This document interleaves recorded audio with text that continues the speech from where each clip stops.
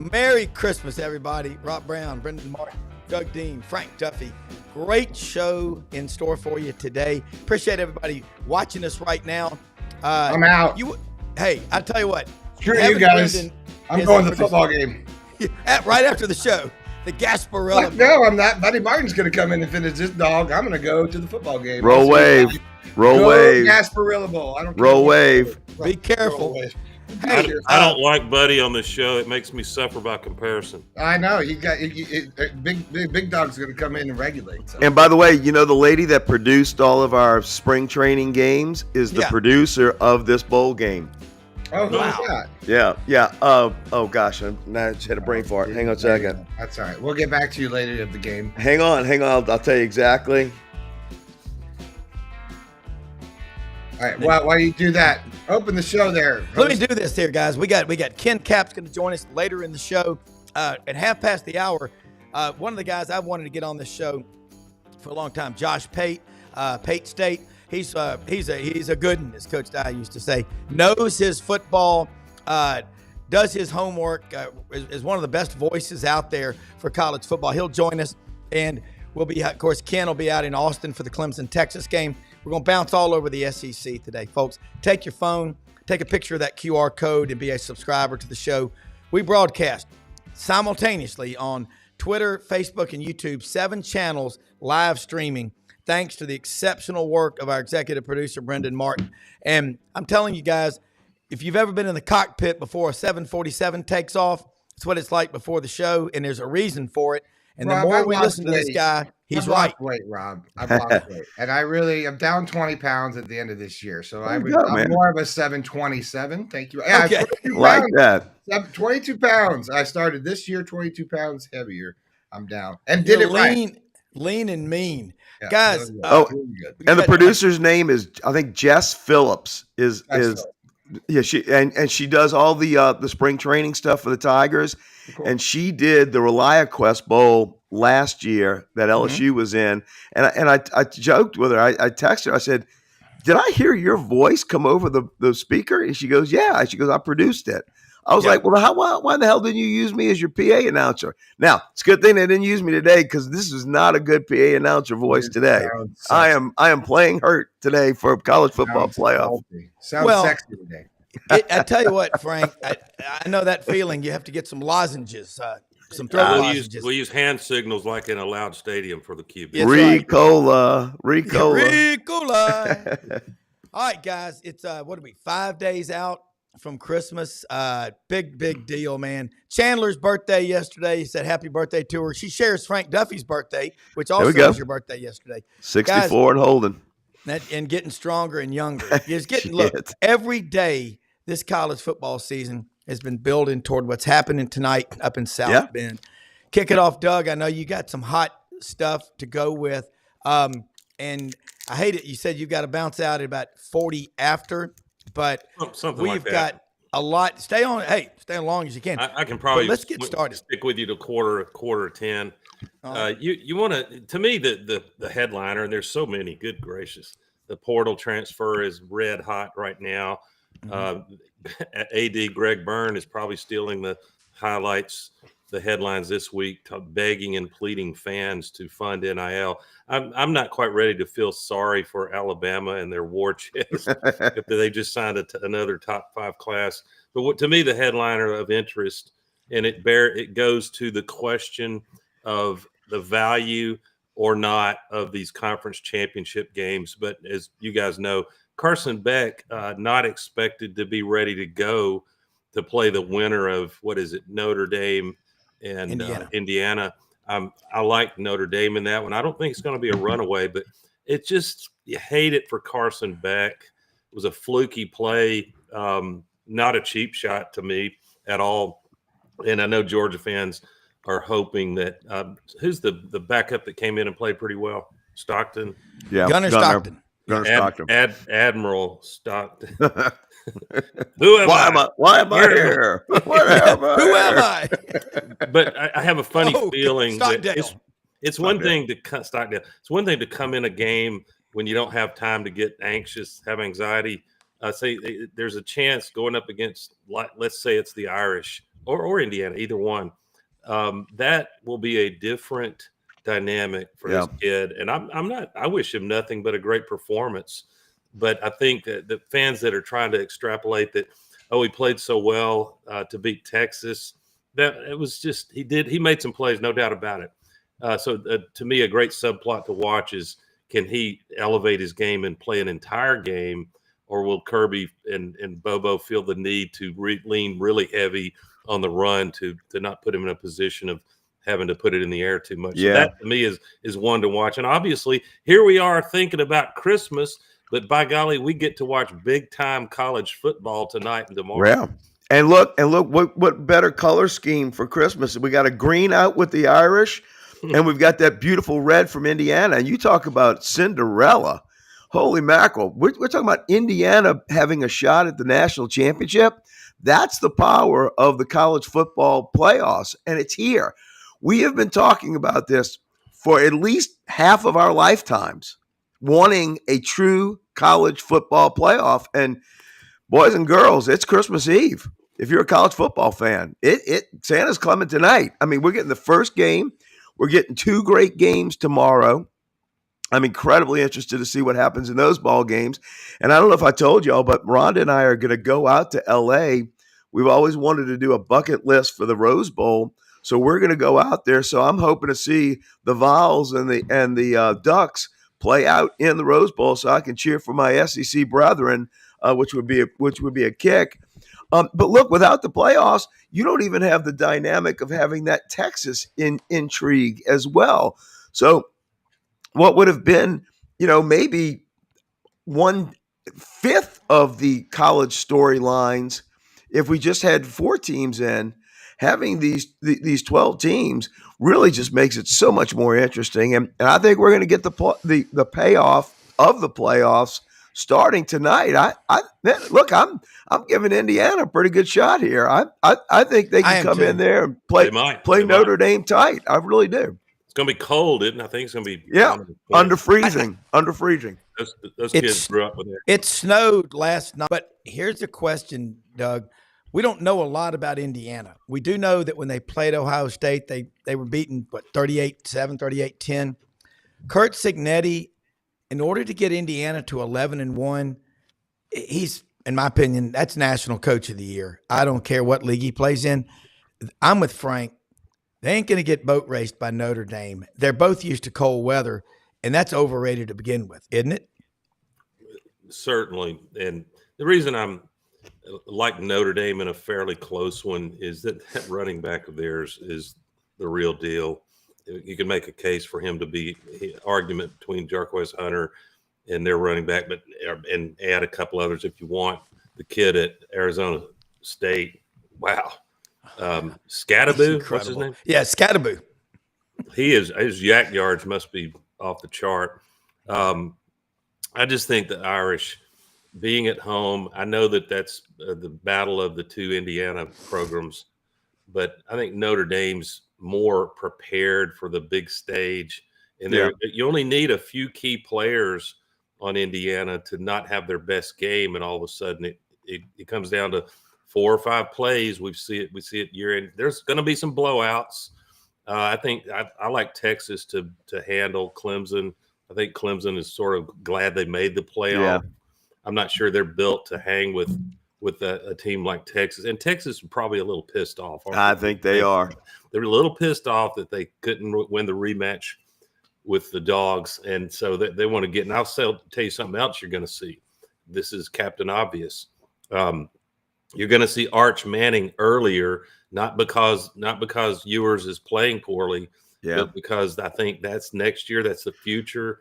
He brings something to the table. I have a feeling Sark is saying, I wonder if I had given him a couple of series in that Georgia game, could he have been a difference maker? Well, I don't think that was a matter of whether they wanted to or not. They just didn't get the chance of getting down there. If they would have gotten in that red zone, like Billy Roberts and I sat through the game and we kept saying, look, Arch is coming in. He's going to bring the change up. But the problem was they never got down inside the 15 or 10 or 20 yard line throughout the whole game until they had that last drive. I mean, so I agree with you, Doug. I think they're going to bring him in early. I think it's going to give him a change of pace. I think he's going to get a little boost in the arm. And I do think Texas is coming in pissed off. They got too much talent. And look, when they were making that drive to win the ball game instead of putting it through overtime, I really thought we were going to cover the damn game as well with -2.5. They had to go down there and score a touchdown and win by 4. So I really think Texas is going to come in and hang one on Clemson. I just don't think Clemson is going to be able to hold with them. You know what else is fascinating? Sometimes when you play a really physical, brutal opponent like Georgia or Texas, and there's several others, it unfits you. Don't you love that old phrase from 19th century literature? It unfits you for further travel. That's directly from the novel Tess of the D'Urbervilles. What's an English major going to do, Rob? There you go. I like that. I like that. It unfits you for that. Life's experience is a dear teacher, but how often does it unfit you for further travel? But I think Texas, I'm going to be contrarian on that. I think playing Georgia and understanding and feeling at a gut level what effort it takes to win a game like that, Texas benefits from that dress rehearsal for the game they've got coming up against a good Clemson team. I don't think one that's built to hang with Texas for 4 quarters. This ain't your daddy's I don't either. Clemson team. I think Clemson's problem is, talking to some coaches that are on this show, they struggle to run the ball. And Texas has a hell of a defensive front. All right, Tennessee's going up to the Shoe tomorrow night. I think they're going to have 30,000 plus Vol fans up there. Audrey's cousin Mark said they were able to get in somehow to the Ohio State tickets. And guys, I think their fan base is pissed off and upset. You're a 23.5 point favorite at home against a 6-5 Michigan team, and you can only score 10 points. They're banged up on the offensive line. Matt Dean talks about this. You know, his son's on the staff at Oregon. He was at the Big Ten championship game, and you know, he knows the Big Ten really well. I think Ohio State, if they spent $22 million on their roster, that's not much of a return on investment. Let's just be completely transparent here. This is like buying stocks in the stock market now. You're investing in these players, okay? You're putting your faith in 17 and 18-year-old kids. I got 4 of them. What could possibly go wrong? What could possibly go wrong? Yeah. So I just thinking that that I'm thinking that Tennessee goes up there and gets a win. And wins 24-14. I give them an advantage because of their running game and their defensive front banging on Ohio State. Ohio State's got some playmakers at wideout, but I think Tennessee is going to force them into some turnovers, and that's going to be the difference. It's going to be a line of scrimmage game. What's new? That's all we know in this conference, guys. Well, I think they feel like they got screwed. I think Tennessee should have had the home game. I think Ohio State should be playing on Rocky Top. And so, you know, the bias. Yeah, if you got that. I mean, look, I watched that Ohio State Michigan game. Ohio State looked like dreck. And look, we're talking about a weak Michigan team. I mean, Michigan's line pushed Ohio State around. It wasn't as close as really what it should have been. Hey, Duff, injecting so you can react to it. Yeah. $20 million won't buy you the roster we thought, right? Man, no kidding. Man, we're in inflationary times. There's no doubt. And look, hey, Jimbo could have told you that. Moose outside should have told you all that about 2 years ago, right? Yeah. But hey, look, we're talking about the atmosphere. And look, don't get me wrong, Knoxville in the wintertime ain't exactly, balmy Ocala, where Ron and I were yesterday, heading through. I should stop by and told my buddy Brendan hi. Of course, I almost went to the Tulane game in Tampa, but Rhonda overruled me. She goes, "We're both sick. We're going home." Right. So, but I think like the game tomorrow night, and just like tonight. Look, I just looked at the weather for tonight's game: 27 at kick, and potential for wintry mix. And look, most of these northern schools, they like the fact that us Southern schools are having to go up there and play. They think that's in their wheelhouse. Just like I like it when UCLA has to come down and play LSU on a Saturday when people are passing out on the east side and there's only like 10 people over there because they're getting sunstroke. We have that advantage when the heat's there, but they have it on the cold. And let me tell you, tonight with a wintry mix, it's not snow's not the problem. You get that ice and that wintry, nasty, slushy, and it gets icy. Now, again, I think Notre Dame probably has a wonderful drainage system. They're probably obviously used to this, especially throughout the fall. But look, we're playing at different times. You've never seen a Notre Dame game in late December. Touchdown Jesus probably might have a parka on before tonight's over with. So, hey, can we pivot, guys, to real quick talk about the dynamics of the transfer portal, which is fascinating. And I think Rob, both Auburn and LSU doing well. Accounts appear to be doing really well.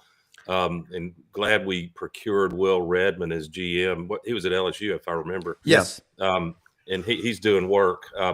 But I'm amused by fans who think that because their school, and I'm not just referring to Auburn or one of the in-state schools, has millions of dollars and a few billionaires that are support the program, that you can just go not recruit, but select any quarterback you want if you need a quarterback. The reason somebody's in the portal is they're probably not going to start next year, or maybe they're at a mid-major and they look forward to being on a bigger stage. But here's what I wanted to amuse both of you with. I will keep the name of this quarterback blind to you, and you can make your best guess at it. And going to the point of, you never know what the ceiling of this QB is. That's guesswork until you get them in your system and find out. And Hugh Freeze overestimated the ceiling of Peyton Thorne, and here we are. And I think a lot of that was the O-line. But here's a quarterback not too many years ago that the year before he transferred, he was 7 of 11 passing for 61 yards, and he carried the ball 3 times for -5 yards. He was a redshirt sophomore, third-team QB. He transferred, and then at the new school, in his first 4 games as a starter, he was 52 of 106 for a 49% completion rate, 740 yards, and 3 TDs. But after that, it blew up big time. Do you guys know who I'm referring to? Is that Joe Burrow? Joe Burrow. Are you kidding me? Yeah, my boy. What was the body of work prior to LSU? And I realized Joe Brady was a big system matters, brother. Yep. System matters, and it was just the perfect hand and glove fit for Burrow. It was a perfect storm, and it brought all the fine human potential out in Burrow. So we need to calm down as fans, and these coaches and GMs are spending wads of money, and they're taking the best available QB and hoping it works out. But it's either going to be, it can be Joe Burrow or it can be Peyton Thorne. You don't know until you bring them in and work on it. No doubt. And we didn't know what we had in Burrow really until that Georgia game. Remember, Georgia came into Death Valley, early start, afternoon start, was so cocky that they did a fake field goal with the guy with the spectacles, with Rodrigo. And they did a fake field goal. We stuffed them. And then all of a sudden, Joe Burrow became Joe Burrow right before your very CBS, broadcast eyes. It was lethal. It was unbelievable. But look, here's the thing. Here's still how much of a crapshoot it was. Joe Burrow, we watched him go out to the desert when UCF hit him late. The guy stood over him, spit at him. We still didn't even know what we had in the kid. I mean, look, that was a spit heard around the world. Thank you for that national championship, derogatory expectoration, because that gave him the fire to go out there and win the damn Heisman, Natty, every damn thing else. But we didn't know the next year. Look, me and my buddies have a lunch every year, a kickoff at Ruth's Chris in Atlanta, and it was 12 of us at that table that day. And I think the highest we thought we would go that year is 9-3. We all just say what we think our records are going to be. So even doing 12-0 and then eventually going on to 15-0, we had no idea what we had. So you're right, Doug. It's a pig and a poke when you're doing the portal. But I will say, I like y'all's position. I like ours position. I think we're 1 and 2 right now in the portal rankings. It's better to be high up because, at least you're taking chances on players. Not all of them pan out, as you so eloquently said, but at least you're in a position to pick and choose and have these other players come in. Of course, the one that you really want is the guy that's that really great player at that second level school who can come in, who is a known commodity, but those are rare. I mean, everybody's trying to get the same players. Well, and Hugh Freeze has been at the impressive recruitment in the portal at QB is not only Jackson Arnold. There will be people, detractors, and they may prove to be right. But don't sleep on Ashton Daniels. This is a Buford, Georgia high kid that has all the pedigree you could ask for, and had up and down time at Stanford.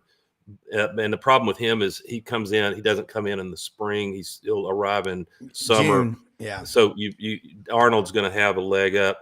But for Auburn, every program needs to be, when we get to this summer and we're picking who we like to contend well in the SEC, when look at the roster, look at what quarterbacks are returning, like Texas. You got to like them with Manning, presumably Manning. My understanding is that yours is for sure entering the draft. But you've got 21 of Hugh Freeze's 25 signees arrive in January. That's only big. 4. Yeah, and that's huge.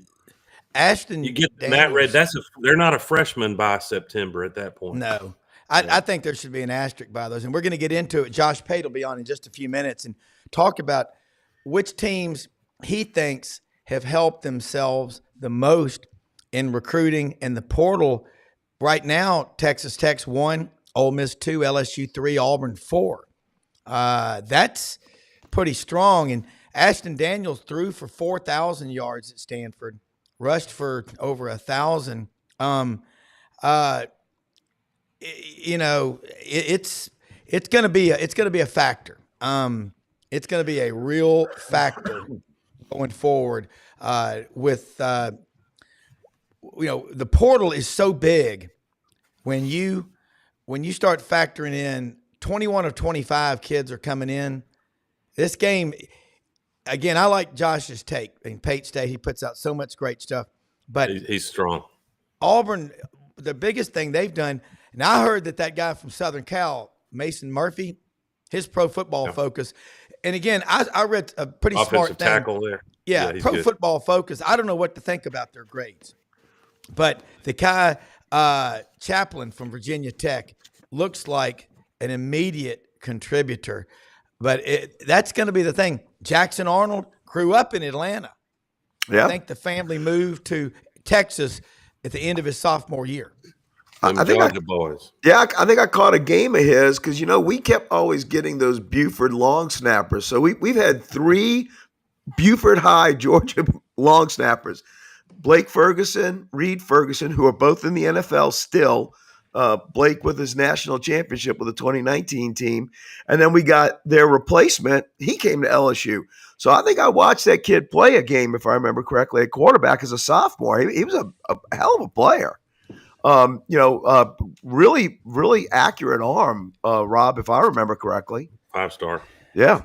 Yeah, it's gonna be in the weirdest way, Rob. Hugh Freeze started to walk on.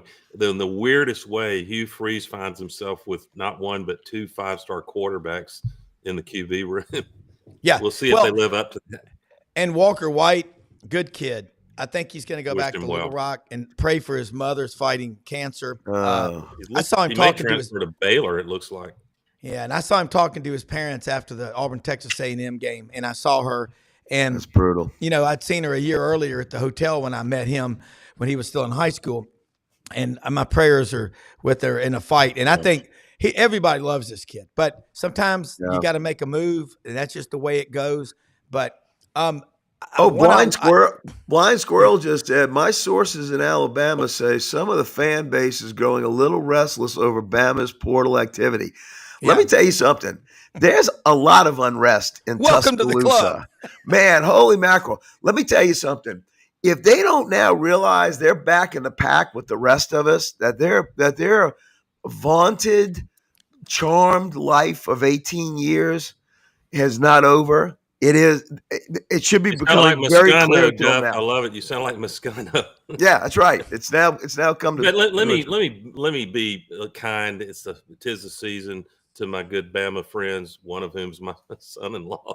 I think it's not, to me, it's not that Bama is falling apart and their dynasty is. Some people will take that view, and that could still transpire. I don't care what team you are, you got to do it right, have great coaching, and go get talent. But I think it's that no one is going to be a dynasty now. You get it's a nuance of difference. So I push back a little on those who are taking their long-awaited shots at the Crimson Tide. This was a disappointing year for them, but I do think this, and I heard, I forgot, it might've been Drinkwitz talking about, it's every school that loves football is going to have their share of fan NIL funding. But what's really useful is one or two massive billionaires who love football at the school. And you can do some things until they clean it up and we have contracts and caps on what can be paid. You can make hay if you've got a willing billionaire. Or if you like, your girlfriend likes them, like my Michigan quarterback. Larry Ellison's. I'll tell you, and Josh Pate will be on in a second. We're going to have him on for about 15 minutes or so. I see the really great Buddy Martin. Yes, Buddy. I see Buddy. And let me say something, Buddy. Winter Timber Outdoors. Love this store. They're a sponsor of ours, located in Athens, Alabama. They're going to grow all over the Southeastern Conference footprint. If you love duck hunting, deer hunting, quail hunting, big game hunting, that's your outfitter to go to no matter where you live in the country. Click on that QR code or take a picture of it, put it in your phone. They're open every day of the week. Just broke ground 3 weeks ago in a new store in Auburn. They're looking at locations in Athens, Georgia, Fayetteville. They're going to be heading to Gainesville. They're looking all over the SEC. Winter Timber Outdoors. And folks, they have a staff that knows what they're doing. Kenny Winter, the COO, Dylan Monroe, over 2,000 shotguns, rifles, and handguns in the store. And listen, when you go there, you'll get what you need. They're not just going to sell you something you don't need. They're trained, and they all hunt. They spend time in the outdoors. Hey, Ted Nugent's right. Take your kids hunting so you don't have to go hunting for your kids, and go to Winter Timber. Also, LandersFordMemphis.com, the #1 Ford dealership in the Mid-South. Michael Jordan just walked in the room. That's right. He did. MJ is here, number 23. Wow. That's right. And so he right after we got Landers as a sponsor, he goes, Bobby, who do I call? He called out there, talked to Brad Bellamy, got himself a brand new Sasquatch Bronco. This thing is awesome. Get you one for Christmas. And some of his other family members bought new vehicles. I love these people. Matt Dean is in the process right now. 4 of them. We send business to our sponsors. Ain't none better. They're open every day of the week except Sunday, 7 a.m. to 7 p.m. Ask for Brad Bellamy, our good friend, the general manager out there. Proud to have them as a sponsor. And guys, Buddy Martin's on here with us right now. Josh Pate should be on here in just a moment. I'm looking, folks, at the picture of where we are. And when Josh comes on, we'll go straight to him because I know he's on a tight schedule. He's highly in demand. But, Buddy, you got the Gators playing today down in Tampa. Tulane. Yeah, and that's Frank grew up as a ball boy for Tulane. Gators need to get to that 8 win because I picked them to win 8 games preseason, and people thought I was, disturbed. Yeah, it's a kind of a big game. I wrote a column this morning about how good things are right now in Gainesville, and for Billy Napier, for a guy who not long ago was 45 and looking like he was going to be, down the tubes. And a lot of us said, time to make a change, and is he the guy? And almost nobody said yes. And then, of course, that unbelievable moment when the AD stepped up and said, he's basically not going to fire him. He didn't give him an extension. Yeah. So a lot of things have happened. A lot of the good things happening. I'm figuring today would be a good day for Elon Musk to become a Gator. Maybe that would happen. He's a little busy. Yeah. Run the country, apparently. Anyway, I'm looking forward to Josh. I've had communication with Josh several times. Never able to get him on my show. You guys got more juice than I have. So it's a good day. I figure this is a lead into the playoffs. Gators aren't on in the playoffs, but they're playing right before the first game, which of course is the Indiana Bowl tonight. And here we go. It's football. I don't know, but it's going to be what we've been asking for. And make no question about it, Billy Napier would love to win the state championship of Louisiana this year by beating LSU and Tulane. I can assure you, being the USL coach and coming from Lafayette, that would be a big feather in his hat. I know he is going to have the Gators ready to play today. Buddy, congrats to you and Brendan. I know how much you love your Gators, and congrats to Gator Nation if you go by that moniker. But I don't know. I'd have to think. I can't recall a bigger, more impressive Phoenix rising from the ashes than Billy Napier and that team. That give the team credit and the assistant coaches in a single season, mid-season. When there were rumors of the buyout funds being raised, I assume there's some credibility to that. But I wouldn't have bet. Absolutely was credibility. Oh, yeah. We didn't think he was going to make it that Sunday, remember? I wouldn't have bet a plug nickel that Napier would be back in 2025. And now Florida, he showed some fight, and you like to see that in your head coach because it typically transmits to the players' style and motivation. So I think the trajectory at Florida is arguably going into next season. You got to go get players, especially in the portal, and you got to coach them up. But Florida's trajectory might be top 3 or 4 in the SEC next year. Well, they just got a couple of big ones. We got the Wilson kid, and he's out of Oregon. Another guy they got, there's two top-notch receivers just yesterday committed to Florida, and they're going to be they're going to be part of the portal, and one's going to be one they pick. So anyway, it's been good times. It's been good times, and you're right. Who was it? You, Frank, that said this? I don't know if it was Doug, but whoever said that Billy, basically bought himself a job, so to speak, is correct. Billy's looked at it in a new light, new way. Yeah. He is now not quite the savior, but think about it, guys. After the end of the day, he should be 8-4. Who in their right mind would have picked Florida to be 8-4 in the middle of the season? Nobody. So Billy has redeemed himself, and there's good times about to roll, and they got a great-looking quarterback for next year. Yeah.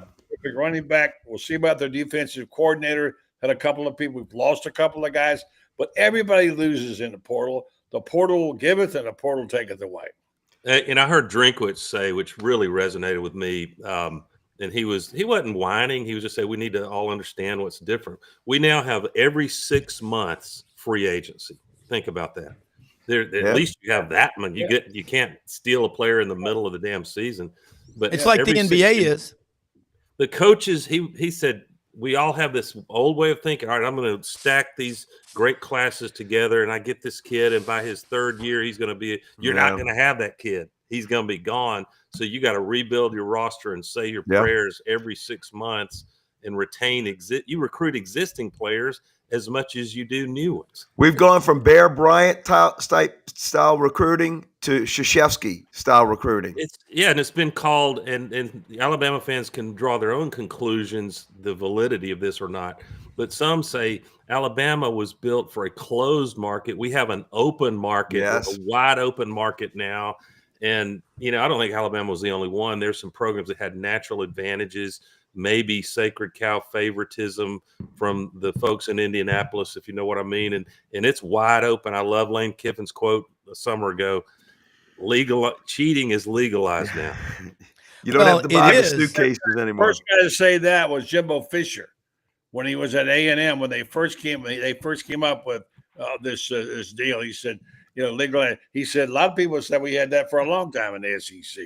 You don't have to buy the briefcases anymore. That's all that's different. You don't have to buy the briefcases. McDonald's bags. Sorry, I don't buy that Jimbo is pure as the snow either. No, I think he was admitting guilt. I think he was admitting guilt too. I mean, absolutely. Listen, it's been. This is how the game was played back when, but not now. And the holy grail for some teams, arguably Tennessee, arguably Auburn, there are others. The holy grail has been just give us a semi-level playing field and watch what we can do. And of course, he needs to get to 8 or 9 wins next year, or he'll be getting a pink slip, I would predict. But it's going to be, to me, what we want is a level playing field where you can't predict very easily who's going to be in the 12-team playoff. You can pick 5 or 6 of them year in and year.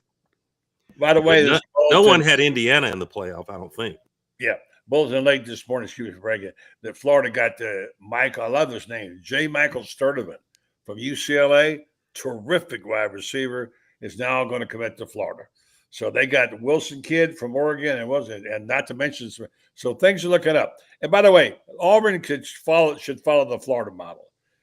Tell Hugh to call Billy and find out how do you come the Lazarus model. How do you come back from living dead? Because my wife's right about one thing. She said, there's something about getting something back when you think you've lost it, which is why it's so sweet for Florida. It was all basically toast. Now all of a sudden they're in a bowl game, going to win 8 probably, and have a good year, good feelings. Nobody gets it all. Everybody loses players, but you just got to hope you win more than you lose, and things are trending upward. I think you're right, Doug. And Napier probably doesn't need to stay overnight in Oxford, Mississippi, right? He broke some hearts in that state. And by the way, you almost saw the turn against Mississippi State. That was a hell of a game that the Gators put out there. And you know, I bet that, and I was like, man, Florida is looking great. I was down at LSU and I was catching the game as I was walking around. I was like, this Florida team always had talent. They just had to put it together. And when you started seeing the confidence, and it was on full display against us, you know, y'all hadn't beaten us in a long time, and those kids believed. And you know, I think they're going to come out and play extremely well today for Billy Napier. I think this is an important game for him, and I think they're going to turn out for Billy Napier. I really do. I think Florida's going to be on all cylinders today. There's one sore point again with LSU, which, by the way, I think is becoming as big a rival as Florida's got. Well, they got Jack Pyburn. They just got LSU. Now, here's the thing about Jack Pyburn. Beautiful column written by our columnist today, Carlton Reese. You can talk about how there's no big deal when you lose a guy. There's certain players who are like program players, guys that mamas and daddies went there. They're Gators through and through that hurt more than others. No, he's not a number 1 draft pick. But when Jack Pyburn started playing ball and got really aggressive on defense, that defense woke up. Yeah. A lot of people think Pyburn was part of that.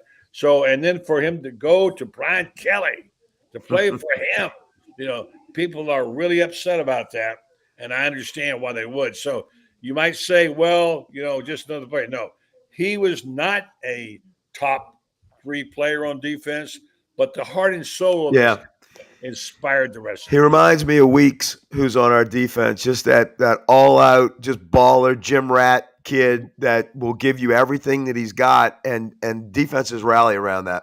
Mm-hmm. Guys, wish I could stay. I got to cut out. Frank, see you, Doug. Merry Christmas, thank buddy. you so much. Merry Christmas. We'll see you next week. We'll be ready. Guys, what a week. And Josh Pate hopefully going to be joining us here in a second. It was Central and Eastern time. But I think Florida is a team that going into the next year is going to have a lot of momentum. I think Auburn's going to have a lot of momentum. I think South Carolina is going to have a lot of momentum. And I think Ole Miss will be right back in the mix because they're doing such a great job in the portal. They do. Look, it's just what's crazy about Ole Miss. They got, and Josh Pate's here now. Let's go straight to Josh. Josh, sorry about the technical issues with you this morning, but been wanting to have you on the show forever. Columbus, Georgia. I used to work down there at Channel 3. You grew up there. Are you in Nashville now? Yeah, I'm in Nashville. Okay, I want to get you started. Let's go with your thoughts on who helped themselves the most in recruiting and in the transfer portal in the SEC, and take it from there.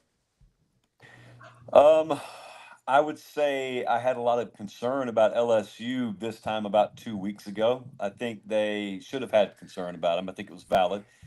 They did what a lot of people have had to do. It's not so much soul searching, it's wallet searching. And they did it, and they, as Meemaw would say, they had to jerk a knot in some people. But they had to basically do what a lot of places are having to do. They're having to, first off, bite the bullet because it feels gross to do it, but you got to do it. You got to go to your big money people and you got That's to right. say, do you need to win or do you want to win? Because if you need That's to right. win, here's what we need because here's what they're doing. So Yeah. Man, I yeah. think they did a really good job. Heard you talking about Alabama. I think there's a lot of, I'd call it unnecessary freak out about Alabama. They just Yeah. landed a top 5 class. They didn't really lose more to the portal than is expected to be lost. And I'll tell you guys this, Alabama's not in the playoff.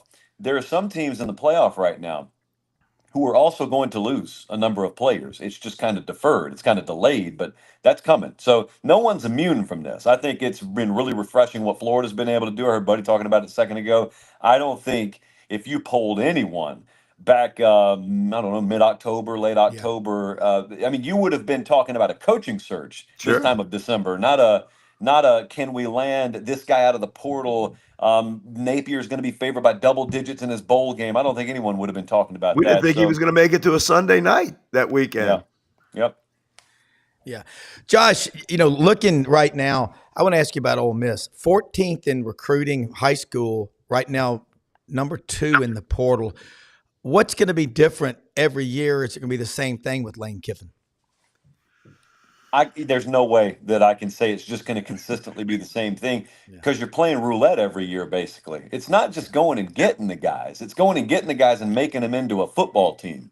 And there's a misnomer now that things aren't the way they've always been. Now it's just kind of like cranking up your Xbox and you go put all the pieces together. It's like a little Lego house and magically it equals a house. Well, that is not how cohesive team building operates. If it were tennis, if it were ping pong, if it were golf, if it were an individual sport, I'd be a lot more confident. You're having to go get guys and you throw them all together. And we have seen a very, very violent example of this happen at Florida State, of it working totally one year and it crashing and burning totally the next year. And I'm not so ignorant as to think that couldn't happen elsewhere if that's the approach that you're choosing to use. And for better or for worse, that is to not as to radical a degree maybe in Oxford, but that's the approach they're choosing to use there. And you're talking about in the older way of doing things, aka less than 10 years ago. You're mapping 3, 4, 5 years down the road with your roster, with your Sure. recruiting classes, with your personnel, and you don't know what 2 weeks down the road holds. Now, if you're running your program like that, it's almost, I use the term program because that's what we've always used, but it's almost more like an experiment. I've thought of Dion at Colorado the same way, of not that you're doing it right or wrong, but you're doing it different than the way it's ever been done before. And so when I think of program, I think of the older way of let's bring in freshman classes, let's define values and principles and critical traits.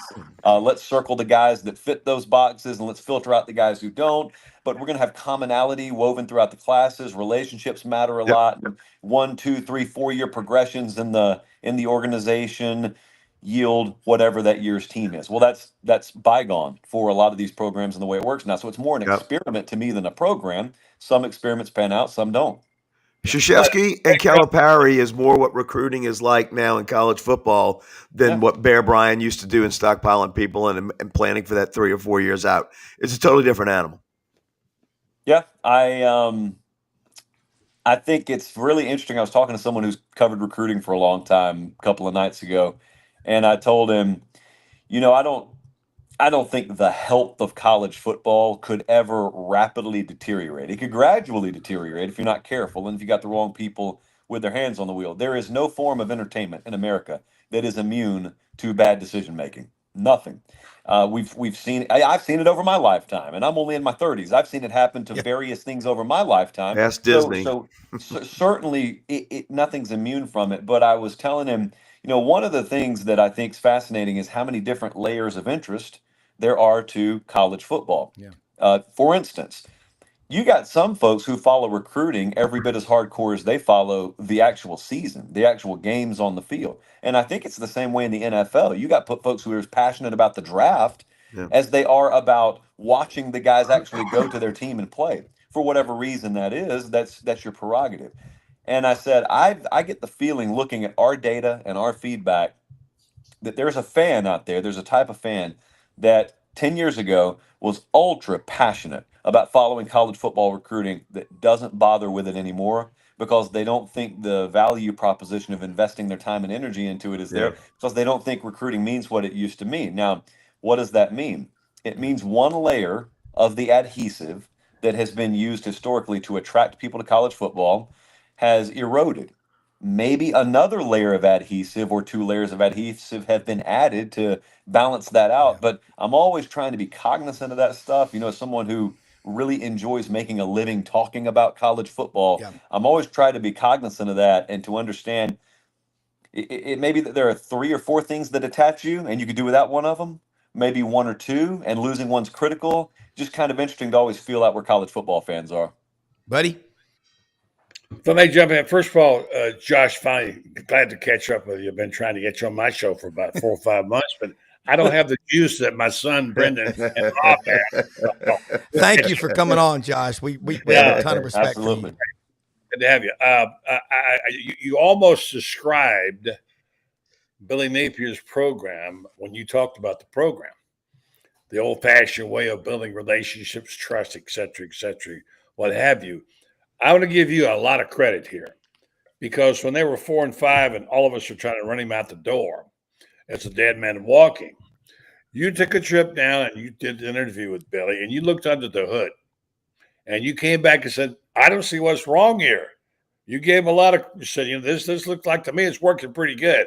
And you nailed it exactly. What did you see there that convinced you? I saw the right people in the organization. It really helps. It's kind of a cheat sheet for me that I get to go to all the programs. So I see under the hood of every one of them. And I get to talk to every one of those coaches and their support staff and their recruiting staff and their nutrition and their strength and conditioning, sports science. So you learn over the course of a few years who's got it figured out and who doesn't. Normally, the places that have it figured out are also the ones winning 9, 10, 11 games a year. Well, then you go down to Florida. And they're not winning 9, 10, 11 games a year thus far. And so you walk in, you don't know what to expect. You think, oh, man, they'll probably be lacking. This will probably underwhelm me. But then you go down there, and Billy's really good. When I've been in there, really good about access, really open, really forthright, brutally honest about their shortcomings. But also just let you look around, let you meet people, talk to people. They've got a world-class organization down there. Their place inside the walls on a Tuesday, Wednesday, Thursday, whatever, it very closely compares to a Kirby Smart, Georgia, a Nick Saban, Alabama. When I've been there, I don't think that's coincidence because Billy where I learned it from. Yeah. But they've got the organization, the structure, the process, the adherence to those values and principles, all that's there. They've got some really top-end minds in the world of nutrition, strength and conditioning, and personnel. Very, very good. One of the biggest staffs in the country, too. I think most people down there are aware of that. So anyway, I'm a believer that your results are downstream of that. You don't win and then get that. You have to have that and then you win. It just so happens that it takes some organizations a little bit longer than others. But when I went down there and I saw it, there's no question, there's no doubt in my mind that they had what has to be upstream of the winning happen. Now, that doesn't guarantee winning, by the way, because there are a lot of well-built organizations that just can't get it done on the field. But there are no teams consistently getting it done on the field that are not well-built. So it is a prerequisite for success, and I think they've had that for a year or two now.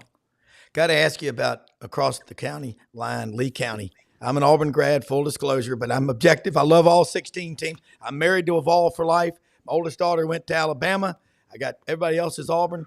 But you really get this. But what are your thoughts about Hugh Freeze going into year 3, the quarterback room especially, and the offensive line? Any upgrades that you're seeing in the portal especially?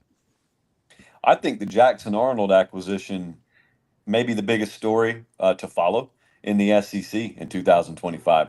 Yeah. Hugh Freeze's job security is linked to him. This is a guy that I remember going out to LA to watch an Elite 11, and I had been told, hey, watch this kid. Yeah. So you go out there, you watch him, he wins the Elite 11 competition, which is in shorts and a T-shirt, so you take that for what it is. Then he goes to Oklahoma, and they feel so confident in him that they just kind of let Dylan Gabriel leave. And the attitude in Norman was, that's fine, we got Jackson Arnold.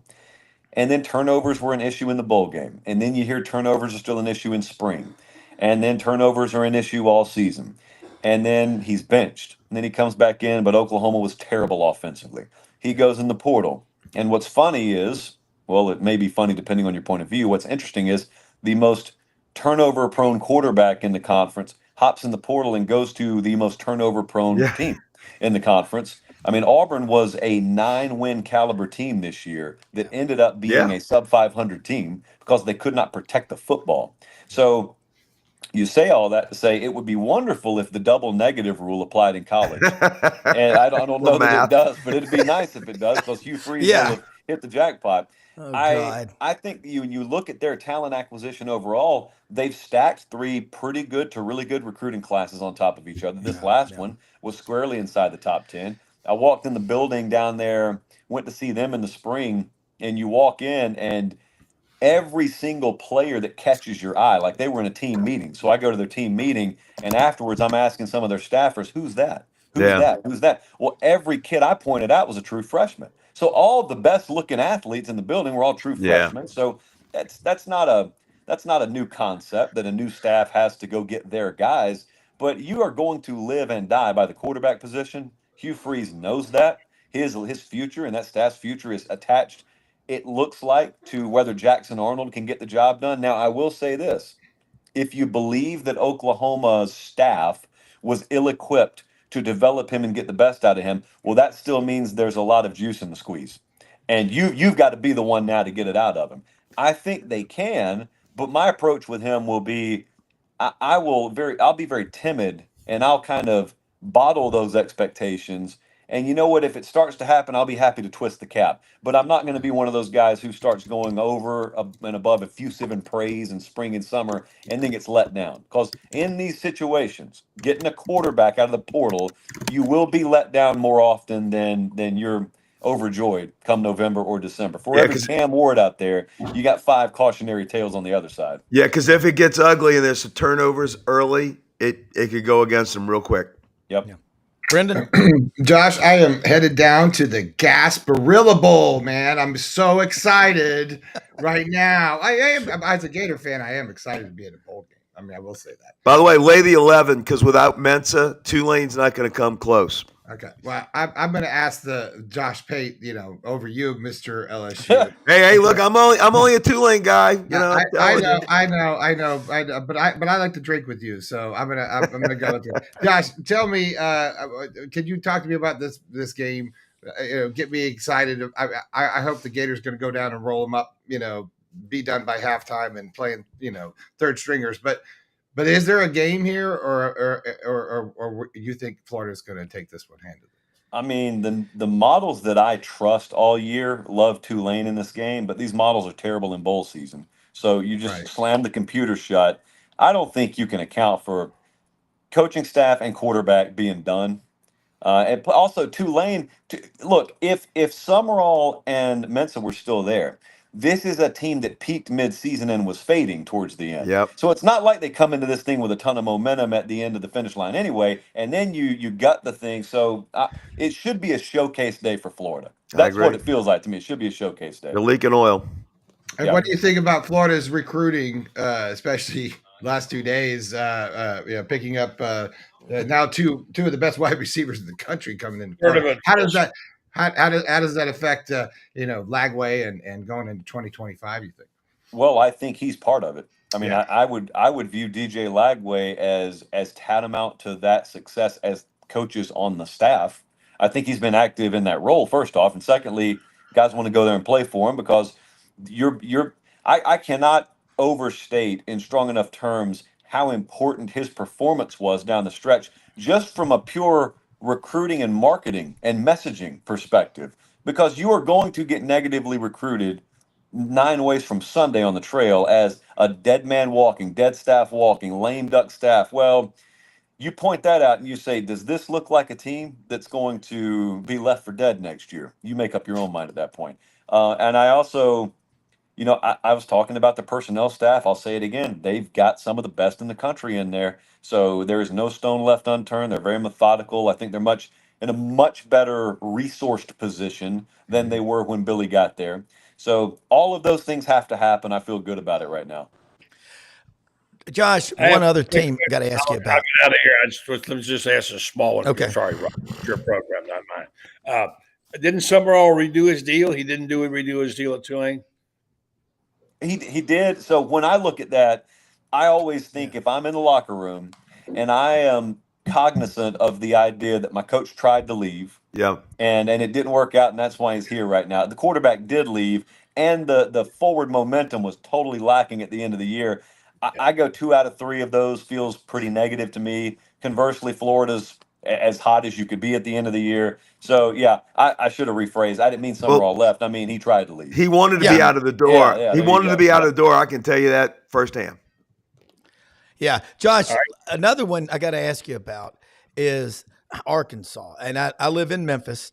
Got a lot of guys in my hunting club that are Razorbacks. And one of them the other day said, Rob, Sam Pittman's ceiling is the Liberty Bowl. I'm a big Travis Williams fan. I know Marcus Woodman. I just don't know. There's not that many people in this state, less than 3 million.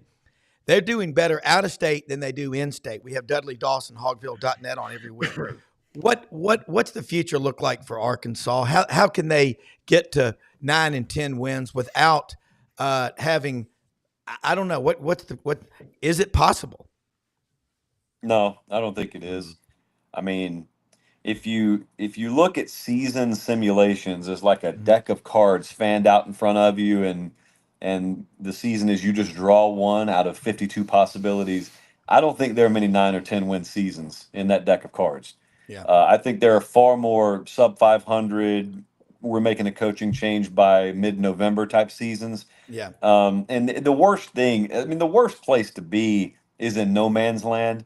I know if you're close to Arkansas, for those who are watching who don't know the program pretty intimately, the attitude of the fan base from the midpoint of the season on last year was we either want to see a huge surge, which they realized they weren't going to see, or we kind of want the bottom to fall out. Yeah. It's going to be terrible this year, but it will leave no doubt as to what needs to happen and what's going to happen in terms of just the mechanics of hiring and firing. Well, instead, unfortunately, they were just good enough to be just good enough, and now you go into probably the most lame duck feeling staff in the conference. There is no juice in recruiting. There seems to only be an exit door in the portal. There's really the entry door has not been used all that much. Everybody knows that it's sort of terminal in its trajectory. It's just how long does it take to hit the ground? Yeah, Josh, I know Chris you got Saxon's nephew. Went to Ole Miss. Yeah, our friend's nephew, Patrick Kudus, big offensive lineman's going to Ole Miss. And I thought he was Mr. Razorback. Of course, everything's in transit. Frank, I know you got one more question. And Josh, let people know how they can follow you. And I want to tell you how much we appreciate you coming on because we watch you every day. You work your ass off and it shows. And we need more voices like you nationally in college football because you've got credibility and you speak the truth. And God, we appreciate it more than you can imagine. No, well, trust me, I appreciate it too. And I've actually worked in my life before, so covering college football is not work for me, brother. I will do this. No heavy lifting, brother. No heavy lifting. Well, I do have a question for Josh. What's the storyline that really intrigues you going into the college football playoff? What is the one storyline that you're looking at? I want to know if the playoff field is as contracted as the season felt. So the season is normally we get spreading out of the good and the great and the not good. Well, this year it was really compacted. You've got teams in this playoff that lost to Northern Illinois. You've got a team that was on the precipice of making this playoff that lost to Vanderbilt. So you had multiple 3-loss teams with at least somewhat of an argument at the end. There just was no elite team. Oregon would fancy itself as one. Oregon played a couple of teams from Idaho and won by, I think, 6 total points. Yeah. They struggled mightily against Wisconsin. So if you love randomness and competitive balance, that's a great thing for you. Well, normally history has taught us when we get to the postseason of this sport, the cream rises. Normally the cream's risen long before now. Yeah. So I expect Texas to win by double digits against Clemson. That's what I expect. I expect Penn State to handle SMU.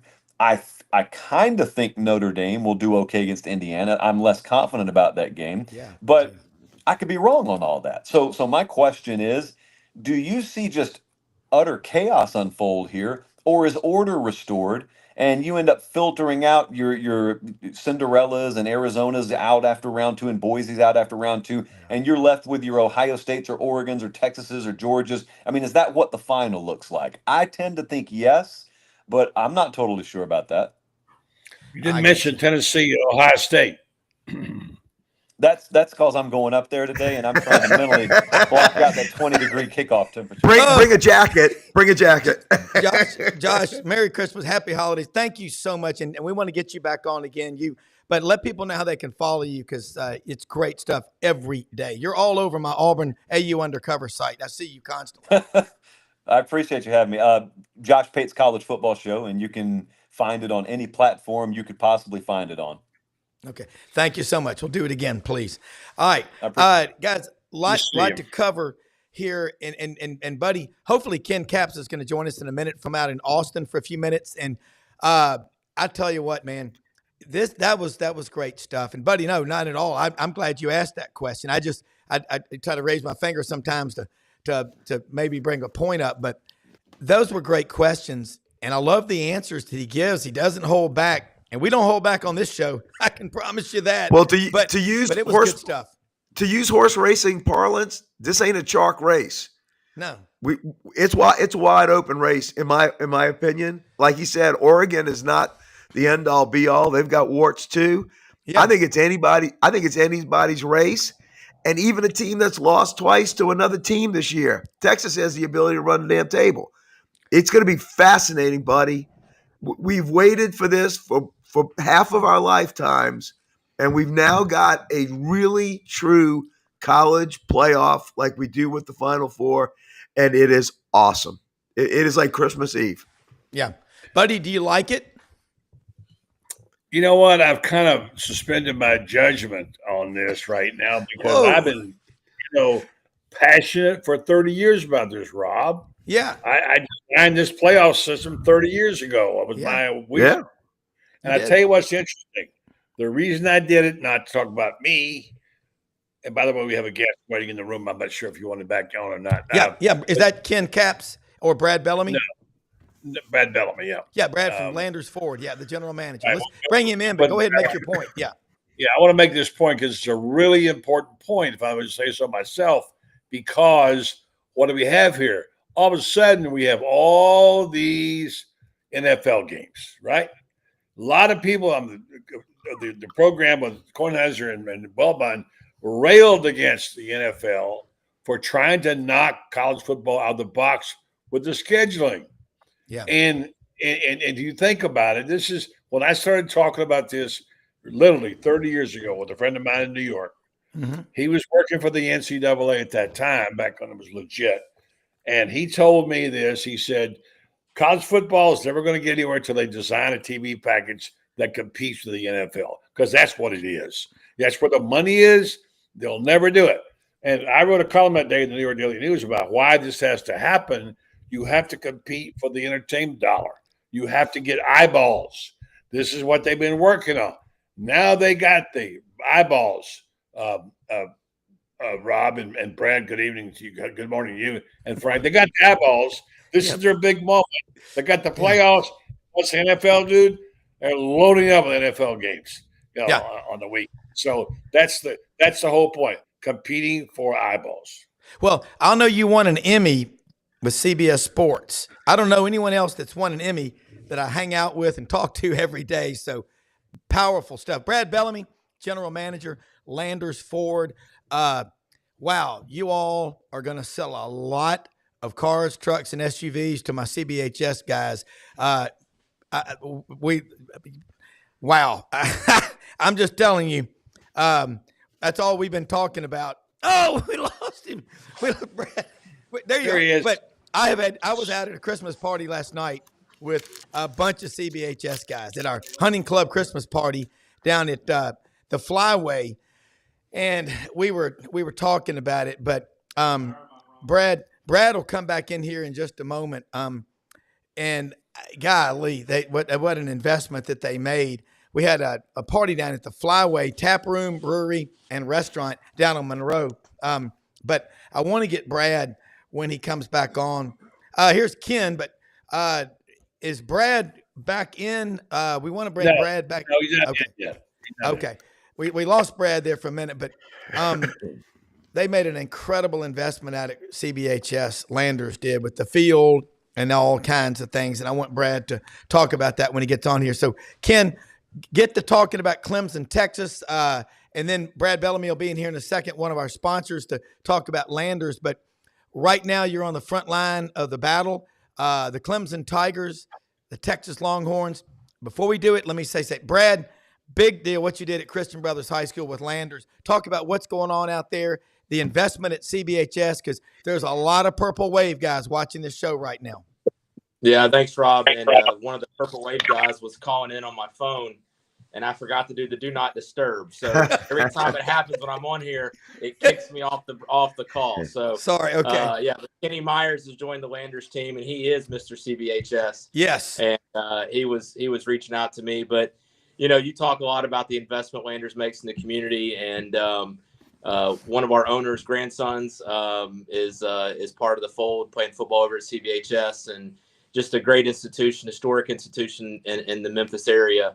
And so we, at the beginning of the year, Landers Field over there at Tom Doak Stadium, and we got a new scoreboard going up that you're going to see all the way from the Metroplex down there in Texas. I feel like when it's all awesome. done. I love it.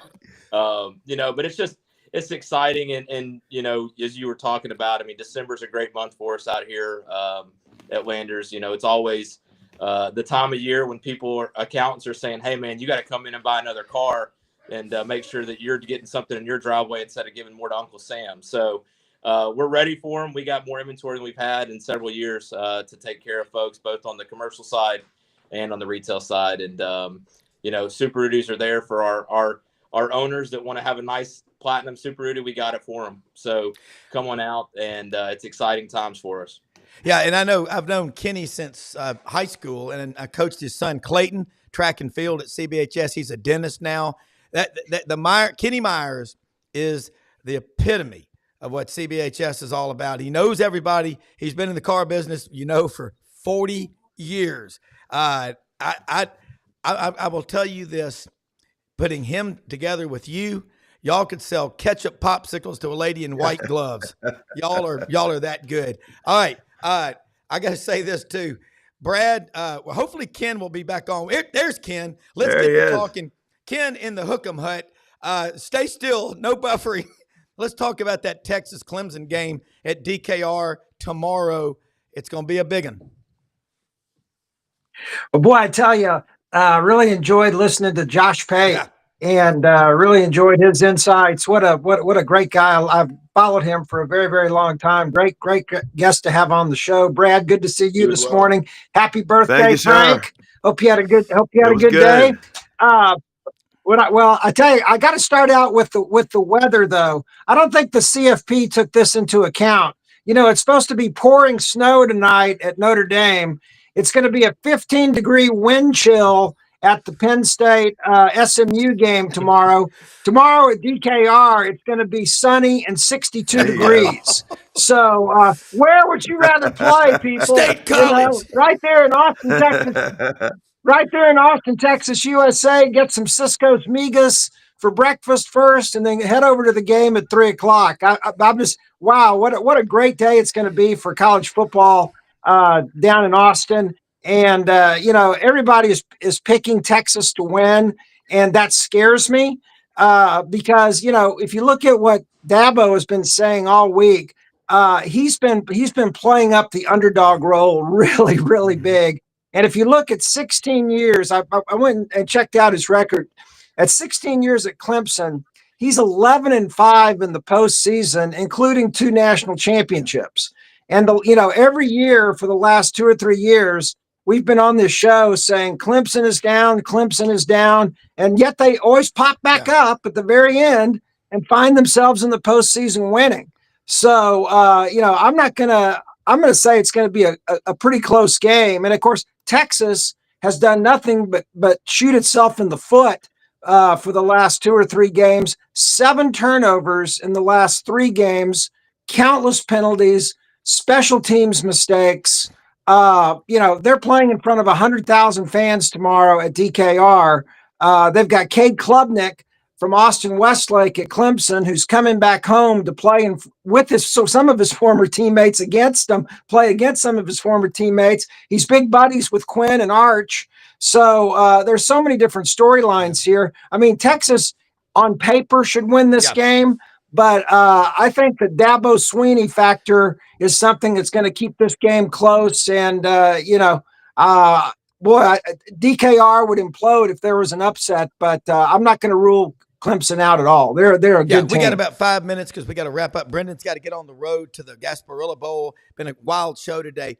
Brad, Frank, any response to what he just said about Texas and Clemson? Because Ewers and Klubnik, that's a legendary 40-something thousand people were at that high school game. And you know who got the best? Cade Klubnik. I might be sleeping in a park tonight with all my picks on Texas this year. Y'all don't want to hear from me. Though I will tell you, me and Billy Roberts, I was counting my money. I got a -2.5 ticket in the SEC floating around here somewhere where I could have swore Texas was going to go down there and win that game instead of kicking that field goal. Ken, y'all shot yourselves in the foot so many freaking times. There were ricochets flying all around the damn MBS. But I think if you guys take care of business, move the ball down, I think you're going to see a lot of Arch Manning when you get down into the red zone. I'm just not sold on Clemson. Clemson, SMU should have taken it from them. So I just don't see them. But I've been on this Texas train. I still think they got a shot at winning the Natty, but don't listen to me on Texas. I'm snake bit this year. Yeah, I have not been snake bit with Texas. I've actually called most of their games correctly this year. Go Dogs. I really wish the CFP would have done this right and put SMU as a 12 and Clemson as the 11. I think it would have been neat to have Texas versus SMU, bring back the Southwest Conference. Oh, my God. And have Clemson versus Penn State. It makes no sense to me with everything they've done, that Clemson wasn't 11 and SMU 12. Clemson just beat them. But they had 3 losses. I think it's ridiculous that we have so many teams in the CFP that have not beat a top 25 team this year. I think we got 3, and if you want to count Notre Dame, now that Army lost again, maybe 4. But I think this game's going to be closer than the spread. I think Texas is the better team. Texas has the experience from last year, which I think is really key to get that first game under your belt of what is it like to play in these scenarios where we're done when we're done. But I think Dabo, but we've all seen Dabo's teams too. You said he has 5 losses. I've been in a couple of them, and they were ugly. I mean, the LSU National Championship game was not close. When they played Alabama in the first round of the playoff, it was not close in New Orleans. So they've laid up some stinkers. But that being said, Texas hasn't beat anybody handily. 12.5 is a lot of points. I think it's probably going to be another defensively close game, but you never know with the turnovers and how they've played out in these games this year. But, from my standpoint, I think it's going to be a closer game than a 12.5 point spread. I think Clemson's going to probably lose by 10 points. But I do think that it's going to be a little bit closer of a game. These weather factors are going to make unknowns and all the other ones to me. I would love to see Indiana go in and beat Notre Dame. I've never been a Notre Dame fan. Cinderella. And I think from a Cinderella story, I mean, we need at least one of them in this playoff. I'm hoping that it's Indiana. I don't love our second round matchups because of the way that everything got seeded out. Talk about unfortunate for Oregon having to play Tennessee or Ohio State as the one tough game. Is really tough. But my perspective, since we're running short on time, I mean, I think Texas. I think Ohio State Tennessee is going to be a really close game too. It's probably going to come down to the last possession. 7.5 is a lot of points. Ohio State's a tough place to play. Maybe getting popped in the mouth against Michigan will remind them of who they need to be instead of who they think they are. But it's going to be a fun weekend, guys. Yeah. Hey, one last thing. Look, Ken, wrap us up. Guys, we're the most blessed people in the world. Go out, Merry Christmas, help other people. Stronger you are yourself, the more you can help other people. But Ken, wrap us up. Brad, Frank, Josh, Doug Dean, executive producer Brendan Martin, Buddy Martin, everybody. Awesome show. But Ken, wrap us up, take us out with this Texas story, and we'll say goodbye. Well, I'll just say that, Texas was one pass away from playing in the national championship last year. And, the only team they've lost to this year is Georgia twice. So, they should win tomorrow. But I'm just not willing to call a blowout yet. And I just want to tell you, I want to wish everybody that watches us every day a very Merry Christmas and happy holidays to your family. What a great group that we have here. And I get so many nice compliments. I even get compliments on Rob Browne, believe it or not. And what a great show host he is. So, I'm a point guard. That's right. We're all very blessed on this show, and let's just all remember the reason for the season. Absolutely, man. Yeah, Rob, y'all 12 to 2 today. I'll be out at the Kroger in Collierville ringing the Salvation Army bell. It's amazing. Collierville Rotary, over $100,000 they generate every year for the Salvation Army, and what that goes back to help families in Memphis. It's the largest donation point of anywhere in the state. So Kroger in Collierville, 12 to 2 Kroger today. I might even be out there today. Possibly, if not. But anyway, Brad, that's what I love about Landers, what y'all do in this community. God bless you, man. We'll see y'all Monday. Everybody have a great weekend. Merry Christmas. Bronco Gators Nation. big. Gators big. Gators big, buddy. Yep. Yeah, I hope you're right, buddy. No Mensa, big problem for Tulane. I love Buddy because Buddy, you remind me of the coach in Rudolph the Red-Nosed Reindeer. All right. When you come on, that's what everybody's. You get everybody under control. I want you to start wearing a whistle because you get under. I want that column. I want a whistle. You're right.